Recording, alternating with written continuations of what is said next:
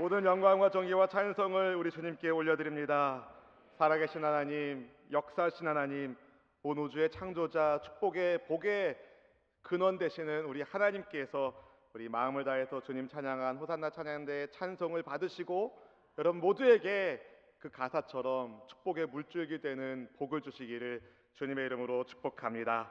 하나님 여러분 사랑하십니다. 여러분도 주님 사랑하시면 뜨겁게 아멘, 아멘. 여러분 우리의 신앙생활에 활력이 있어야 됩니다. 찰스 스탠리 목사님이 쓰신 변화를 이끄는 성령 충만의 법칙이란 책에 이런 내용이 나옵니다. 처음에는 힘찬 신앙생활을 마음먹었지만 나중에는 무력한 기독교인이 되는 것은 무엇 때문일까? 중요한 이유 가운데 하나는 신앙생활을 시작할 때 그리스도와 관계를 맺으면서 배웠던 바로 그 영적 원리들에서 점점 멀어지기 때문이고, 두 번째 이유는 하나님의 말씀과 설교를 통해서 접하는 메시지에 너무 길들여져서 말씀의 진리를 이전보다 덜 진지하게 받아들이기 때문이라고. 마지막 세 번째 이유가 있는데 그것은 곧 우리를 인도하시며 가르치시며 유혹에 맞설 수 있는 능력과 잘못을 인식하고 피할 수 있는 지혜를 주시는 성령을 의지하지 않기 때문이다, 이렇게 말했습니다. 여러분, 우리 성도님들은 여기에 이 스탠리 목사님의 말씀을 역전하는 활력 넘치는 그리스도인 되기를 축복합니다. 예수님 처음 만났을 때 그 은혜와 감격이 늘 생생히 살아있기를 축복하고, 선포되는 하나님의 말씀이 매일매일 우리의 영혼육을 채우시는 생명의 진리의 말씀 되기를 원하며, 성령께서 지금도 나를 가르쳐 주시고 인도하시고 세상 유혹을 이기며 세상에서 승리하는 하나님의 백성으로 살 수 있게 하시는 성령님을 뜨겁게 사모하고 의지하는 저와 여러분 되면 참 좋겠습니다. 여러분, 활기찬 신앙생활하기를 축복합니다. 성령 충만해야 우리의 신앙에 활력이 넘칩니다. 오늘 우리가 주님께 드리는 우리의 예배가 우리 예수님과 관계가 돈독해지고 또 말씀의 진리에 감사하고 기쁘게 순종하고 또 성령께서 주시는 지혜로 세상에서 승리하는 활력 넘치는 그리스도인으로 구비되는 복 있는 시간 되면 참 좋겠습니다. 그런 의미로 우리 옆에 있는 분에게 축복하면 좋겠습니다. 하나님이 함께 하십니다. 성령으로 충만하시길 원합니다. 아멘. 우리 주님 앞에 사랑합니다. 우리의 고백을 올려드리도록 하겠습니다. 사랑합니다, 나의 예수님. 사랑합니다, 나의 예수님. 사랑합니다, 아주 많이요. 사랑합니다, 나의 예수님. 사랑합니다, 그것뿐이에요. 사랑한다 아들아, 사랑한다 아들아. 하나님께서 하나님의 아들들에게 이렇게 말씀하여 주십니다. 내가 너를 잘 아노라. 사랑한다 아들아. 내게 축복 더하노라. 내게 축복 더하노라. 사랑합니다, 나의 예수님. 사랑합니다, 나의 예수님. 사랑합니다, 아주 많이요. 사랑합니다, 나의 예수님. 사랑합니다, 그것뿐이에요. 우리 주께서 사랑하는 딸들에게 이렇게 말씀하여 주십니다. 사랑한다 내 딸아. 내가 너를 잘 아노라. 사랑한다 내 딸아. 내게 축복 더하노라. 하나님의 사랑받기 합당한 사람이 아무도 없을 때에 우리를 향한 아버지의 사랑을 아시고 자기를 들이셔서 우리가 하나님의 자녀되게 하신 예수님의 사랑을 받은 우리가 이 시간 이 자리에서 우리 주님께 사랑을 올려드리기를 원합니다. 처음 주님과 맺었던 그 언약의 관계를 더 성령 충만하게 회복하게 하여 주시옵시고, 주님 주시는 은혜와 진리의 말씀으로 세상에서 소금으로 빛으로 승리하기를 원합니다. 주님, 이 모양 이 모습 그대로 왔사오니 주님의 따뜻하신 품으로 주의 백성들을 안아주시옵시고, 한 분 한 분에게 성령님 말씀하여 주셔서 인생의 모든 문제들이 믿음 안에서 해결되고 도약하는 역사가 있도록 인도하여 주시옵소서. 부족한 종이 감히 하나님의 복음의 말씀을 들고 이곳에 섰사오니 오직 살아있고 운동력 있는 생명의 말씀이 증거되게 하여 주시고, 전해지는 말씀을 통하여 하나님의 백성들의 삶이 영적으로 육체적으로 충만한 삶을 누리도록 인도하여 주옵소서. 성령 하나님을 환영합니다. 인정합니다. 모셔드립니다. 모든 영광 우리 주님께 올려드리며 우리의 왕이신 그리스도 예수님의 이름으로 간절히 기도하옵나이다. 아멘. 아멘. 5월은 많은 사람들이 가정의 달이라고 말합니다. 그래서 그런지 가족 행사가 참 많이 있습니다. 어린이들은 어린이날을 기대하고 어버이들은 용돈 받는 어버이날을 소망하는 것 같습니다. 조만간 스승의 날이 다가오고 또 5월 21일은 둘이 한 몸 되는 부부의 날이라고 합니다. 여러분, 행복한 가정을 원하신다면 여러분 성경의 원리를 알아야 됩니다. 남편은 아내를 예수님께서 교회를 사랑하신 것처럼 목숨을 다해 사랑해야 됩니다. 남편들은 아멘. 큰일 났네요. 다시 하겠습니다. 아내를 목숨 다해 사랑하길 원하는 남편들은 아멘. 아멘. 네. 아멘을 듣고서 조금 껄쩍지근 아닙니다. 여러분, 믿음의 선포로 여러분 그렇게 하시길 축복합니다. 그리고 여러분, 아내는 남편을 교회가 그리스도께 하듯이 복종해야 됩니다. 아내분들은 아멘. 네, 지금 시대가 어느 시대인데 아내가 남편에게 복종하냐고 말씀하는 분이 혹시 계실지 모르지만, 여러분, 원래 복종이란 단어는 나쁜 단어가 아닙니다. 너무 오용되었기 때문에, 예를 들어서 위압적이고 이기적이고 욕심 많은 행동을 정당히 하는 데 쓰였기 때문에 그 복종이란 단어가 우리에게 거부감을 줄 수는 있지만 원래 복종은 나쁜 말이 아닙니다. 그리고 성경은 아내만 복종하는 것이 아니라 그리스도를 경외함으로 피차 서로 복종하라고 말씀하셨습니다. 근데 사실 남편에게 주신 계명, 아내를 예수님께서 사랑하신 것처럼 사랑하라는 계명이 사실은 훨씬 어려운 계명입니다. 무거운 계명입니다. 왜냐하면 예수님의 사랑은 상대방의 허물과 죄를 위하여 자기 목숨을 주는 사랑이기 때문에 그렇습니다. 사랑하기 때문에 목숨 주는 것이 맞지만 상대방의 허물과 죄가 보이는데도 목숨을 거는 사랑은 우리 예수님이 보여주신 사랑입니다. 이런 예수님의 사랑을 잘 보여주는 구약 성경이 있다면 호세아서라고 말할 수 있습니다. 여러분, 호세아 선지자는 어마어마한 하나님의 사랑을 전하기 위하여 음란한 여인을 아내로 맞이했습니다. 그런데 호세아와 결혼한 고멜이 남편을 버리고 다른 남자 찾아 떠났습니다. 이쯤 되면 완전히 깨끗하게 정리하고 헤어지고 잊어버리려고 할 텐데 하나님께서 호세아에게 고멜을 용서하고 데려오게 하십니다.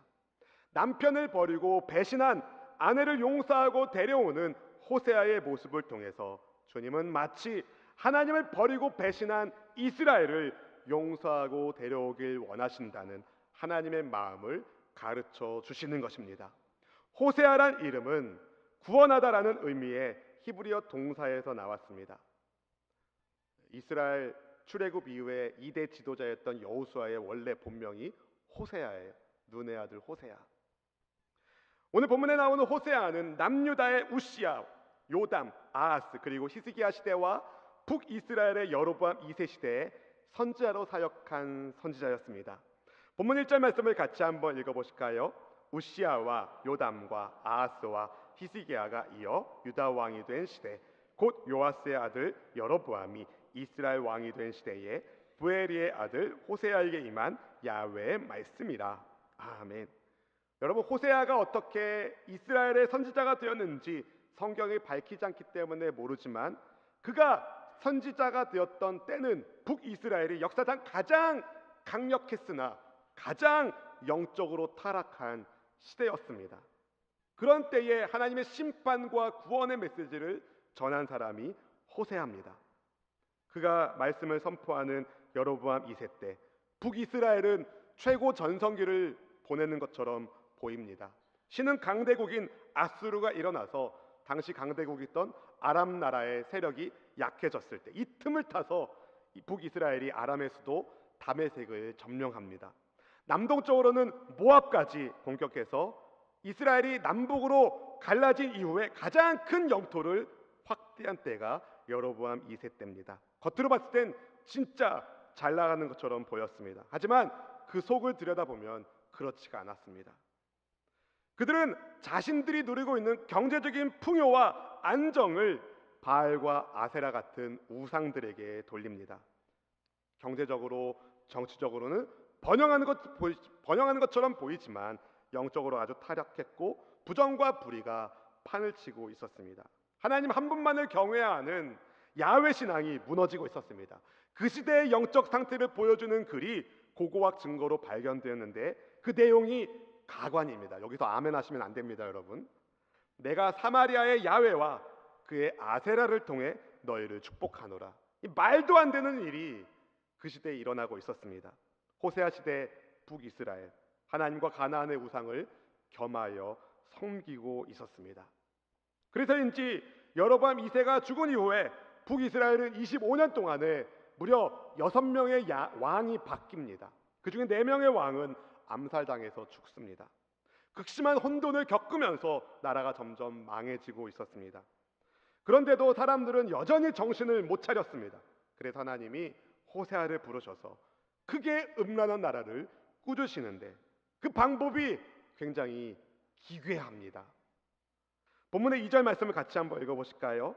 야훼께서 처음 호세아에게 말씀하실 때 야훼께서 호세아에게 이르시되 너는 가서 음란한 여자를 맞이하여 음란한 자식들을 낳으라. 이 나라가 야훼를 떠나 크게 음란함이니라 하시니. 하나님이 너무 충격적인 말씀을 호세아에게 주십니다. 도저히 납득할 수 없는 하나님의 명령이었습니다. 음란한 여자를 맞이하여 음란한 자식들을 낳으라. 그 이유에 대하여 하나님은 이 나라가 야훼 하나님을 떠나서 크게 음란했기 때문이라고 말씀합니다. 호세아가 받았던 충격이 얼마나 컸을까요? 그런데 그가 하나님의 말씀에 복종합니다. 음란한 여인 고멜을 아내로 맞이합니다.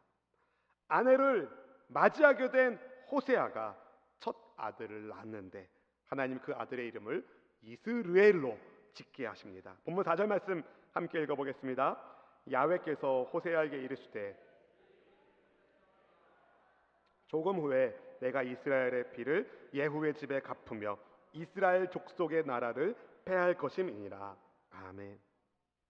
여러분, 이스라엘은 하나님께서 씨를 뿌리신다라는 뜻을 가진 곡창지대의 지명입니다. 갈릴리 호수 남서쪽에 예루살렘에서 북쪽으로 약 90km 정도 떨어진 곳에 있는 교통 요충지, 상업적으로, 정치적으로, 전략적으로 아주 가치가 뛰어난 지역이 이스라엘 지역이었습니다. 이 땅을 차지하기 위한 많은 싸움이 있어 왔습니다. 비옥한 땅이었지만 그래서인지 많은 피가 흘려진 땅이 이스라엘이었습니다. 이스라엘 사람 나봇의 포도원을 빼앗기 위하여 아합과 이세벨이 작전을 짜고 나봇을 죽였습니다. 하나님께서 나봇을 죽인 이세벨과 아합을 심판하셔서 그들의 피를 개들이 핥게 할 거라고 심판을 예고하셨고, 그 말씀이 여로보암 2세의 선조가 되는 에후를 통하여 이루어집니다. 그런데 아합의 죄를 심판하는 도구였던 예후의 왕조가 아합이 범한 그 죄의 길을 그대로 따라가고 맙니다. 우상을 숭배하는 폭력적인 왕조가 되고 만 것입니다. 그로 인하여 이스라엘이 다시 탐욕과 사륙과 우상 숭배의 장소가 되고 맙니다. 머지않는 그날에 하나님이 이스라엘의 피를 예후의 집에 갚으시겠다고, 이스라엘의 화를 하나님이 이스라엘 골짜기에서 꺾으시겠다고 하십니다. 큰 전쟁이 거기에서 일어날 것이고 이스라엘이 크게 패하게 될 것을 말씀하시는 것입니다. 여러분, 고멜이 낳은 첫 번째 아들의 이름을 이스라엘로 부르면서 호세아는 하나님의 무서운 심판을 생각하지 않을 수가 없게 되었습니다. 하나님의 심판을 생각하게 하는 이름, 그 이름이 이스라엘이었습니다. 세월이 지나 고멜이 딸을 낳았습니다. 하나님이 그 딸의 이름을 루하마라 이름 짓게 하십니다. 본문 6절 말씀을 같이 읽어보실까요? 고멜이 또 임신하여 딸을 낳음에 야훼께서 호세아에게 이르시되 그의 이름을 루하마라 하라. 내가 다시는 이스라엘 족속을 긍휼히 여겨 용서하지 않을 것임이니라. 주여. 여러분, 루하마는 너무 마음 아픈 아이의 이름입니다.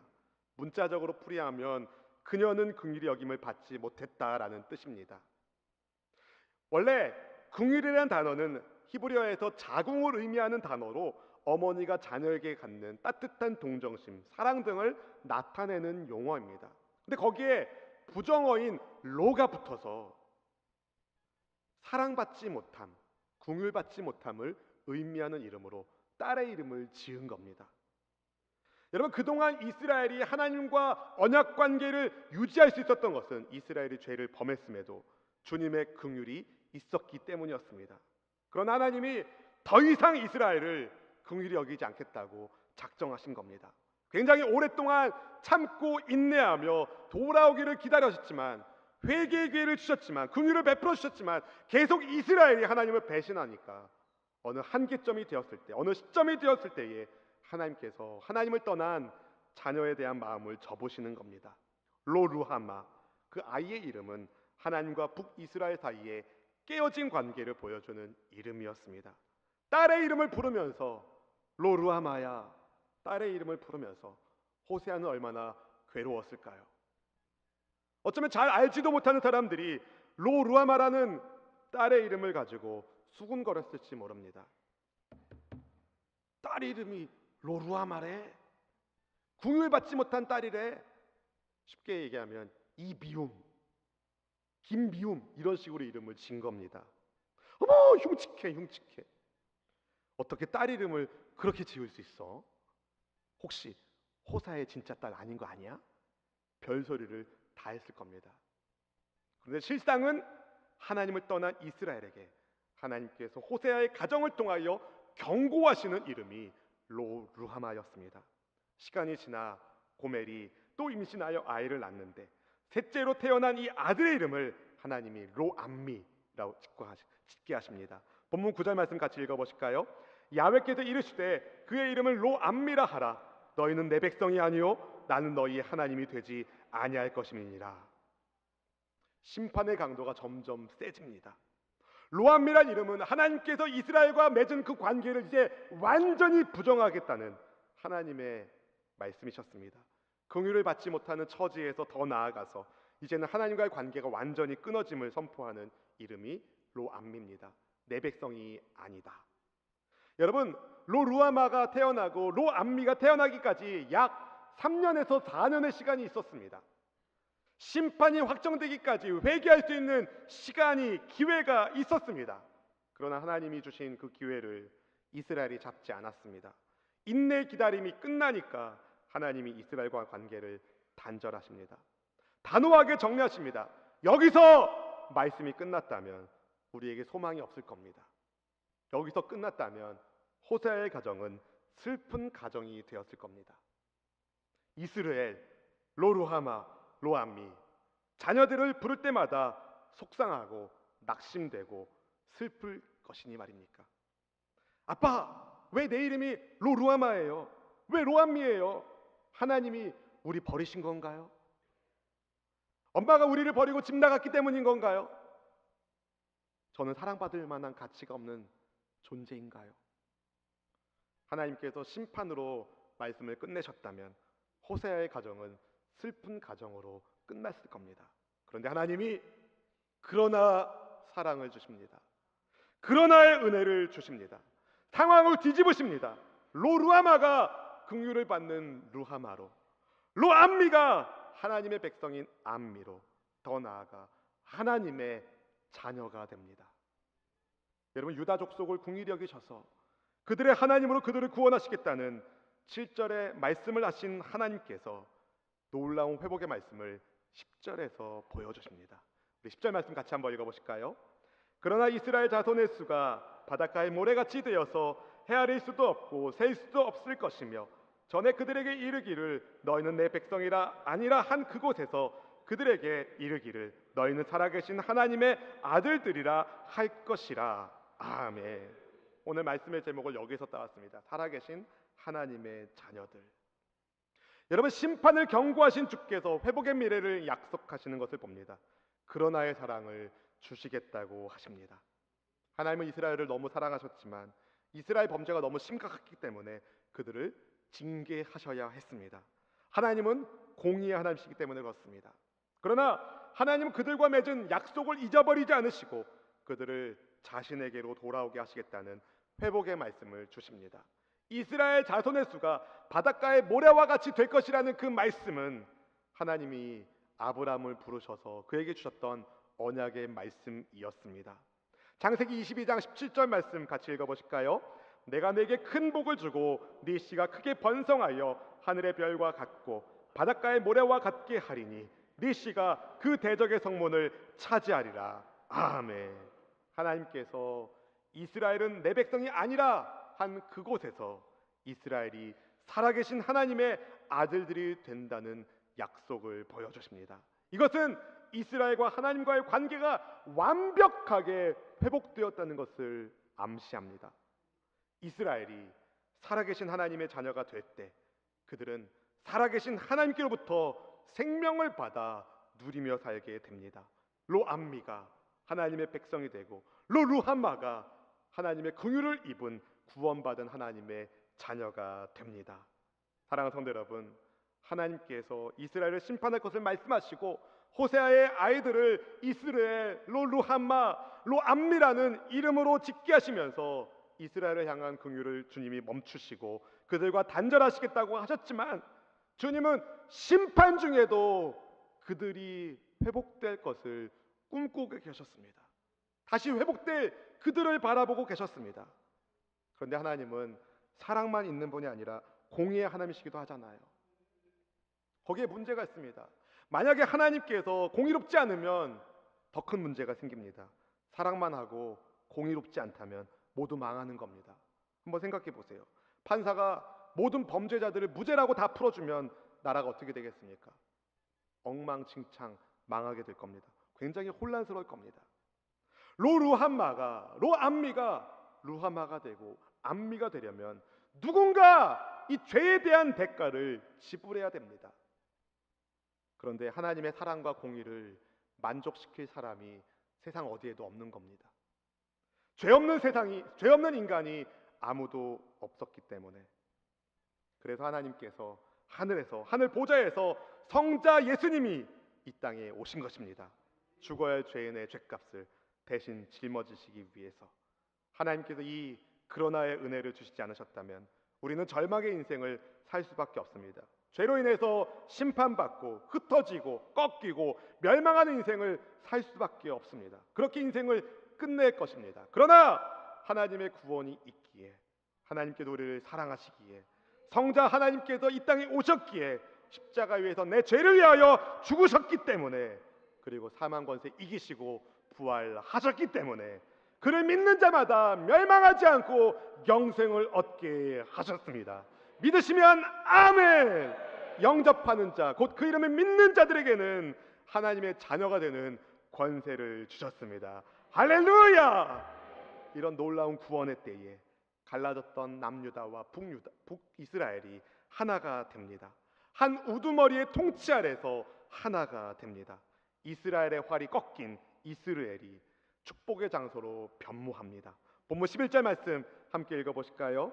이에 유다 자손과 이스라엘 자손이 함께 모여 한 우두머리를 세우고 그 땅에서부터 올라오리니 이스라엘의 날이 클 것이미로다. 아멘 아멘. 흩어졌던 백성들이 이스라엘 하나님의 땅에 심겨지는 복 있는 백성이 됩니다.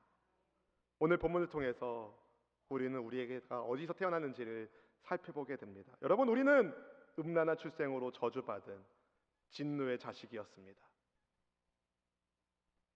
예수님 안에서 그런데 우리가 음란한 자식에서 하나님의 아들로, 하나님의 딸로 신분이 바뀌게 되었습니다. 저주받은 나를 하나님께서 외면하지 않으시고 찾아오셔서 찾아내셔서 살아계신 하나님의 자녀가 되게 하셨습니다. 본질상 진노의 자식이었던 내가 하나님의 사랑으로 인해 감히 받을 수 없는 하나님의 자녀라는 놀라운 신분의 변화를 경험하게 됩니다. 살아계신 하나님의 자녀는 여러분 하나님의 생명으로 오늘을 삽니다. 살아계신 하나님의 자녀는 하나님의 가족입니다. 하나님의 돌봄 속에서 삶을 살아갑니다. 이런 놀라운 하나님의 은혜를 여러분 받고 누리고 계시길 주님의 이름으로 축원드립니다. 여러분, 그 놀라운 하나님의 사랑을 받은 우리는 우리 가정에 살아계신 하나님의 사랑을 전달하는 통로가 되어야 됩니다. 지금도 우리 주변에 사랑받지 못한 채 방황하고 있는 영혼들, 세상에 속하여 세상과 함께 망해가고 있는 가족들, 친지들, 이웃들이 있습니다. 그들에게 우리는 사랑의 구명줄을 던져야 됩니다. 호세아처럼 그러나의 사랑을 실천하면 좋겠습니다. 여러분, 호세아는요, 가정을 버리고 아이들을 버리고 남편을 버리고 간 그녀를 당연히 밉겠죠. 보고 싶지 않겠죠. 분노가 나겠죠. 영원히 외인으로 여기고 싶었겠죠. 그러나 하나님이 말씀하셨기 때문에, 하나님의 그 사랑의 마음을 알았기 때문에, 그런 여인도 사랑하시는 하나님의 마음을 알았기 때문에 그녀를 찾아가 값을 치르고 사왔습니다. 마치 요한복음에 등장하는 현장에서 잡힌, 가늠하다 잡힌 그 여인을 예수님께서 용서하신 것 같은 그 마음을 호세아가 그의 아내에게 베풀어 주었습니다. 여러분, 우리 주변에 얼마나 많은 가정들이 문제 가운데 있습니까? 자녀를 돌보지 않는 부모, 부모를 무시하는 자녀들, 집 나간 어른들, 집 나간 가출한 아이들, 사랑받아야 되는데 사랑받지 못하고 상처받고 있는 이들이 우리 주변에 얼마나 많이 있습니까? 그들에게 우리는 우리 우두머리 되시는 예수님의 사랑을 전하고, 그들에게 우리 교회는 하나님의 사랑을 전달하는 공동체가 되어야 됩니다. 여러분의 이름은 무엇입니까? 이름이 뭐냐고요? 여러분, 로루하미나, 로루아마나, 로암미나 이런 부정의 이름이 아니라 하나님의 자녀라는, 하나님과 상관 있는, 하나님과 연결되어 있는 생명의 이름으로 여러분의 이름이 바뀌기를 축복합니다. 여러분, 이스라엘이라는 단어가 되게 재미있어요. 이것은 긍정의 의미와 부정의 의미 다 가지고 있어요. 이스라엘이 전에는 흩뿌림을 받은 그런 심판의 이름이 되었지만 하나님께서 다시 심으시는 이름으로 그 이름을, 의미를 바꿔 주십니다. 하나님은 자비롭고 은혜롭고 노하기를 더디하는 분이십니다. 그러나 그분께서 화를 내실 때, 심판하실 때가 언젠가 오게 될 겁니다. 여러분, 회개할 기회가 있을 때 우리 죄를 회개하고 주님의 긍휼을 구하시기를 축복합니다. 우리는, 예수님을 믿는 우리는 하나님께서 불러 모아주신 살아계신 하나님의 자녀입니다. 하나님께서 긍휼히 여기시는 살아계신 하나님의 자녀입니다. 하나님께서 하나님의 자녀들을 책임져 주셔요. 우리 하나님은 자기 자녀를 끝까지 책임져 주시는 분이십니다. 부디 우리의 우두머리 되시는 예수님 중심으로 우리가 서로 사랑하며 서로 아끼며 섬기며 하나님의 마음으로 서로를 격려하고 축복하기를 원합니다. 여러분 가정에 축복의 통로로, 축복의 전달자로 여러분을 세우셨습니다. 자격 없는 나를 하나님의 자녀로, 하나님의 백성으로, 하나님의 긍휼을 입은 구원받은 백성으로 만들어 주셨습니다. 여러분, 예수님의 사랑으로 남편을 섬겨주시고, 예수님의 사랑으로, 왜 이렇게 아멘을 조그맣게 하시는 거예요? 예수님의 사랑으로 남편을 섬겨주시고, 아멘, 아멘. 여러분, 남편들이 얼마나 불쌍한지 몰라요. 여러분, 집에서도 인정해주지 않으면 남편들은 밖에서 돌 수밖에 없어요. 어디에서도 안정을 취할 수가 없습니다. 여러분의 가정이 천국 가정 되어서 남편이 퇴근하면 즉각 들어오고 아내의 얼굴 볼 때마다 어머요, 그렇게 변화되는 가정 되길 축복합니다. 여러분, 여러분의 아내들이 얼마나 치열하게 삶을 살고 있는지 남편들은 알아야 됩니다. 여러분, 하나님을 믿는 여러분이 예수님께서 교회를 사랑하신 것처럼 아내를 위하여 목숨을 줄 수 있는 그런 사랑하길 주님의 이름으로 축복합니다. 좋습니다. 우리 성주 형제님 좋아요. 할렐루야.